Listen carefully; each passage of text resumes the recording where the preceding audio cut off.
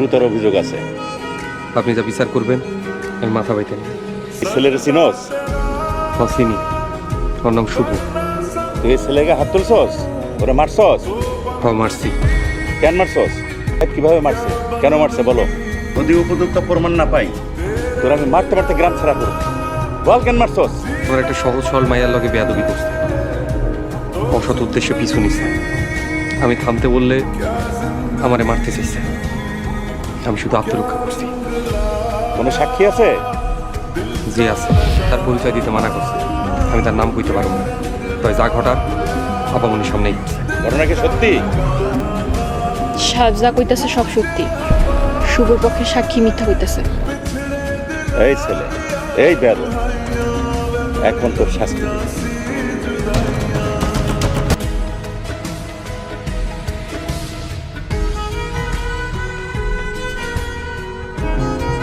সাদিয়া, আমার দুঃখ একটাই, তুমি কেন সাক্ষী দিলা?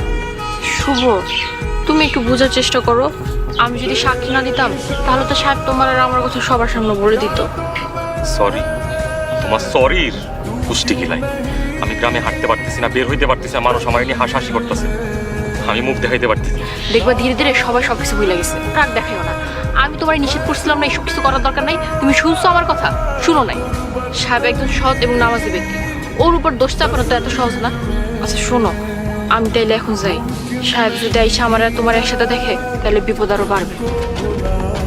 একটু সাবধানে চলাফেরা করিস বাবা, গ্রামে তোর অনেক শত্রু বাইরে গেছে। আমি আল্লাহর নাম নিয়ে চলি। আল্লাহ যতদিন হায়াতে রাখছে এই সাহেবের ক্ষতি করবে এমন শক্তি আর নাই। সাহেব, বাবারে তুই ছাড়া আমি যে বড় অসহায়। হুজুর, সে 8 বছর বয়স থেকে আপনি আমার লালন পালন করতেছেন, আমারে বড় করছেন। আপনার লেগে যদি জীবনও চলে যায় আমার কোনো আফসোস নাই। কেমন আছেন? আপনার এরকম হুইল চেয়ারে দেখা মনে বড় কষ্ট পাইতেছি। আল্লাহ যে বাঁচাই রাখছে এইটাই অনেক কিছু। তুমি কেমন আছো? আলহামদুলিল্লাহ। সুফিয়া, কেমন আছিস তুই? মামার বাড়ি মনে করে থাকিস না মা, নিজের বাড়ি মনে করে থাকিস। এরকম জরুরি তলব করে ডাইকে নিয়ে এলি, ব্যাপার কি রে? তারপর কিন্তু তোমার অনেক কাজ আছে। তোমার আমার একটা উপকার করা লাগবে। তুমি এইসব কথা কাউকে বলতে পারবে না। এটা তোমার আর আমার মাঝে টপ সিক্রেট। তুমি তো কখনো আব্বার কথা না করো না, এখন না করতেছো কোন সমস্যা? হুজুর যদি আমার হুকুম করে আমি বসতে পারবো, কিন্তু আমি খাইতে পারবো না। আমার মাফ করে দিও। পাগল একটা। আমরা সবাই খাবো আর তুমি হা করে তাকাই থাকবা। যদি না খাও তাহলে নিজে ঘুরে যাও। আপনার জন্য কষ্ট করতে আমার ভালোই লাগে। মানে কি কইতাছে? আপনার জন্য কাজ করতে আমার ভালোই লাগে। আপনি চলে যান, আমি খাইলো বলে। আচ্ছা,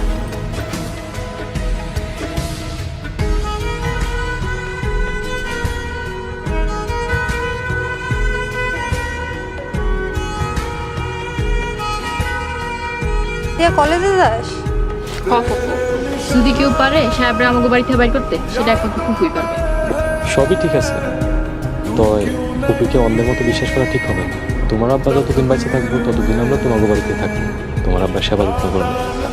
তখন আমরা একই সাথে থাকবো এক বাড়িতে, আমি, তুমি আর আব্বা। হুজুর আমগরে কত আদর করে, আমগরে কোনো খেতে কাম করতে কয় না। ওস্তাদ, এর বোন কিন্তু ভালো না, আমারে কইছে খুব, কিন্তু আপনারা লোক খিদা লাগছে। ইদা তো এই মেয়ে এই দিয়ে কেন আইতেছে? আপনার জন্য দুপুরে ভাত নিয়ে এসেছি। আপনি কষ্ট করে ভাত আনতে গেছেন কেন? কষ্টের কি আছে? আমি পানি আনতে ভুলে গেছি। সমস্যা নাই, পানির ব্যবস্থা আমি করতেছি। আপনার একটা কথা বলতেছি, এইভাবে আর কতদিন? আপনি বিয়া শাদী করবেন না, ঘর সংসার করবেন না, সামান্য কামলারে কে বিয়ে করবে? না আছে পড়াশোনা, না আছে পরিবার। যে জীবন সাথী করে পাইব সে কত ভাগ্যবান। আপনার না আমার ভালো লাগে। I love you. তাই তুইছে, আরে এই রাইতে তুই একা বাজারে যাবি কে? তোর না পরীক্ষা শেষ? তোর আবার কি এর পরীক্ষা? হ্যাঁ, এটা তো প্র্যাকটিক্যাল পরীক্ষা। সাহেবের ডাইকে লয়ে আইসা মা,